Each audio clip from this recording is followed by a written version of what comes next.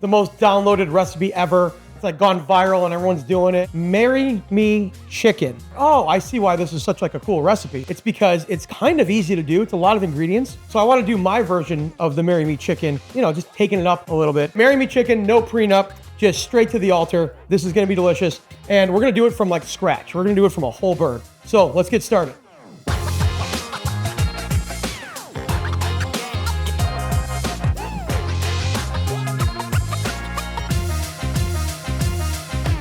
To get started, we're gonna break down our bird.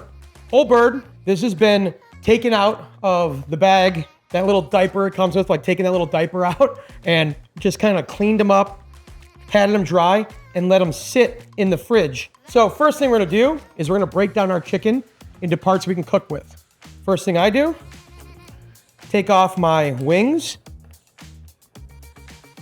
You can use these for stock, chicken wings, whatever you want.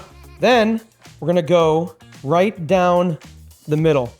You're gonna feel this like keel bone right here, this like breastbone. You're gonna follow it down. And then you're gonna kind of take your knife and press it up against that bone and follow it down. Following the bone, following the bone. There is a better way to do this. You could take this out, blah, blah, wishbone. You don't need to do that. You can, just more fancy. This is just as easy. I'm just peeling it like this. See how I was doing that? And I'm just following the bone. It just starts coming off. See right here, I'm following the bone. All I'm doing is resting my knife up against it, and it's just making the flesh come right off. And then you're gonna come to this little joint right here. And then what you wanna do is you wanna kind of see that knuckle, kind of pop it out, that's the wing. And then your knife just fits right here. Takes it right off. Then we're gonna take our thigh, and this is kind of weird, you're gonna pop that bone out, and see right where the bone is, you're gonna put your knife there without even looking. Boom. So you have your thigh, you have your drum, and you have your breast. And then we're gonna break those down even further. Normally, I'd always leave my skin on, but for this Marry Me Chicken, it's just gonna get like too wet and gooey and yuck. You don't want that. So for this, I'm gonna take the skin off. This tender right here, I don't want that to overcook, so I'm gonna take that out. There's your chicken tender. I will save that for my son, and I'll bread that up later. He'll have some chicken tenders. Then you have this beautiful breast. Look at that. Beautiful breast. You have a little bit of that drum still connected, which is gonna keep this nice and moist and delicious. We're gonna take the skin off the leg and the thigh. And then we're gonna break down our leg and thigh. This is like a little trick. There's like this little joint right here that if you go right in the middle, it's like a super clean cut. It's like right here. And you don't even have to press, it just goes right between the joint. The cool thing is, the reason it's a viral trend is because one, it's delicious. Two, it's easy to do. And it's a one-pot dish. But if you can master the techniques in here, then someone's gonna wanna be with you because at least you can feed them. All of our chicken is gonna go in here because we're gonna bread it. We're gonna dredge it. We're not gonna bread it. We're gonna dredge it in a little bit of flour. And that flour is gonna help thicken our sauce. So when we cook it, all that residual flour is gonna brown up to be the bottom of the pan. And then we add all of our liquids and reduce down, it's gonna thicken it. And as it cooks and cooks the chicken, it's gonna thicken and make this wonderful, delicious, thick sauce. So we're gonna take our flour and we're gonna season it. Gotta season your flour. You always wanna add just, honestly, do more salt than you think it needs. It's not gonna make it salty, I can promise you that. Lots of fresh cracked pepper. Just make sure that salt and pepper is evenly distributed. This is a very, very, very simple recipe.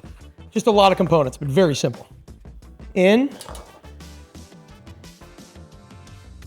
Remember when you were a kid and you'd bury yourself in the sand, and you bury your brother or sister in the sand? That's kind of what it is. And then taking them out. So dredge all these up, and then we're gonna sear them off in a little bit of butter and extra virgin olive oil. Not too much. And then when you're done with this, do not use this flour again. This flour is contaminated. It has chicken juice all over it. Do not reuse this flour. Think of this flour as lava. So chicken is dredged, ready to go. We're gonna sear it all off in our cast iron pan. And then all these ingredients over here are gonna basically be put into the pan, cooked with the chicken. But we're gonna use technique. We're gonna do it all at different times. So there's gonna be a rhyme and reason to how our cooking is gonna go. So let's cook it off and I'll show you. Heat on. Cast iron take a little while to get hot. It's so thick.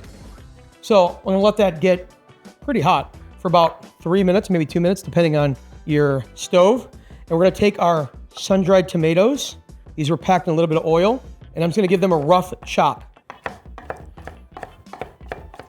But if you get like sun-dried tomatoes that are super dry, just rehydrate them in some hot water. So, in with our oil, a little butter. Got a marry me chicken. Let's let this butter and oil fall in love first. Now we're gonna go in with our chicken. Let that butter and oil kind of coat. I'm gonna go ahead and season in my pan, which is usually a huge chef no-no, but we can do whatever we want. That's the beauty. It doesn't have to be seasoned like this, because this sauce is gonna season the whole thing. Little trick of the trade is always lift up your pan and lift up your chicken and let that butter and oil get back under all those little pieces. Get back under those nook and crannies. And another thing is find your hot spots. Find your hot spots on your pan. Like this piece of chicken, look how brown that's getting right there. But this piece is still pretty blonde. So I'm gonna take my chicken over here. I'm gonna move my piece that's not getting too browned over the spot that's browning more, and my piece that's getting too brown over to the colder spot. Oh yeah, look at that. Look at that wonderful color we're getting on there. That's beautiful. This is like so beautifully colored and has that flour on there. It's almost having a little fried chicken-ness to it. Now, look at that. All that butter and oil. We're gonna let it brown up for about 2 more minutes. I put a lot of oil, a lot of butter in there because I want it to be this deliciously brown. I want it to brown up like this. So you need a lot of oil and butter. But you don't necessarily need that much oil and butter for the next step. So we can go right in with our garlic and shallots. So minced garlic, minced shallot. Cook that till it's super fragrant, kind of translucent and not burning. So you gotta keep it kind of moving. Then we're gonna go in with our sun-dried tomatoes. And I'm gonna reserve a couple, just a couple for garnish. Just a couple. So that's actually gonna cool the pan down a little bit so the garlic and shallot doesn't burn. It's kind of cooling the pan down. I'm mixing it with the garlic and shallot, so it kind of saves the garlic and shallot from being burnt. So I'm gonna add a little bit of tomato paste in here to kind of accentuate those sun-dried tomatoes and the flavor of the whole dish. When you put your tomato paste in here, make sure to give it a little smear. Kind of rub it on the bottom, kind of stir it around. You wanna cook out that raw flavor of tomato paste.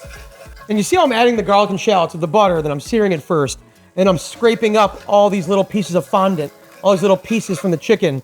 Technique is what separates a good cook from a bad cook, honestly. Now, this is not in any of the Marry Me chicken recipes I looked up, is white wine. But you got tomato paste, you got sun-dried tomatoes, garlic and shallots and butter and oil. Why wouldn't you add white wine? So I'm adding white wine to make it awesome. Let that reduce. You want to let this reduce to almost completely gone. Reduce it down to like 4 tablespoons. Then we're going to go in chicken stock. And we're just going to reduce that chicken stock a little bit, not too much, just a little reduction. The recipe calls for dried oregano when you look it up online. I think oregano dried is going to be perfect. I don't want it to taste too Italian. It is kind of an Italian dish, but I don't want it to taste that like super oregano, tomatoey, kind of Italian flavor. I don't want that. A bay leaf. And these aren't part of the recipe. These are all just me cooking and knowing what this dish needs, knowing what it wants to make it a little bit better. Another thing is it calls for dried thyme. I'm not a fan of dried thyme. I don't think it tastes too great. And I'm kind of bruising it with my hand and throwing it in there. No stems. It also calls for basil. I'm going to do fresh basil in the beginning and at the end because when you add it in fresh and it cooks the chicken, the fresh basil, it has a whole different flavor than when you add it at the end. So I'm going to add it at the beginning and at the end. So I'm adding in some fresh basil. Now that chicken stock's reduced enough. I'm going to go with our cream. This is a little bit of chicken bouillon. Now, I'm not going to add the whole thing. This is adding a little bit more umami to this whole dish. A little bit of that chicken bouillon. It's kind of like a cheat code. Pinch of chili flakes.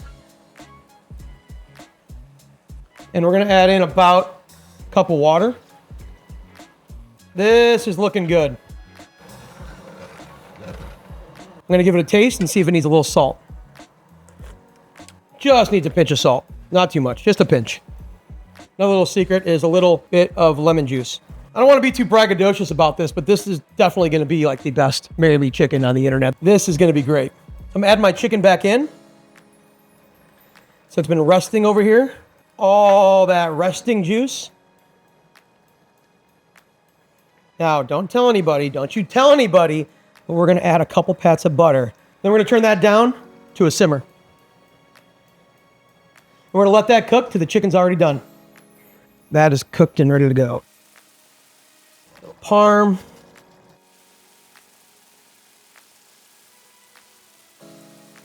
This is like falling off the bone chicken. So the reason I like to do it a little bit on the bone, some of them on the bone, some of them not, is so it just cooks beautifully. It's not overcooked, so I can actually take time to have this sauce cook.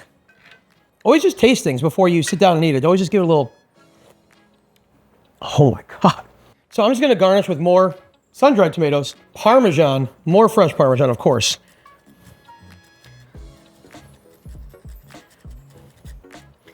Just a little bit of basil, just tear it. You don't have to be fancy here. We're just gonna tear it. I got some parsley. Just gonna do a little fresh parsley in there. Once again, I'm just kind of tearing it. I'm not chopping it. Just tearing up that parsley. I just had a little bit of pea tendrils in there. So I'm just gonna throw some pea tendrils in it just to kind of give it that extra oomph of freshness. That is Marry Me chicken. I can just tell by smelling. I can already tell what it tastes like, even though I've been tasting it as it goes, how it's been cooking in that juice, and I can already tell how juicy it's gonna be, because when I just kind of moved it over with my spoon, it was already falling off the bone. And it probably cooked for what? Maybe it cooked for 10 minutes, 11 minutes. So this is our finished Marry Me chicken, which I've never done before. I've heard of the viral trend. I don't know if anybody has made, I mean, being serious, I'm not trying to be an egomaniac. This is like an insanely beautiful Marry Me chicken.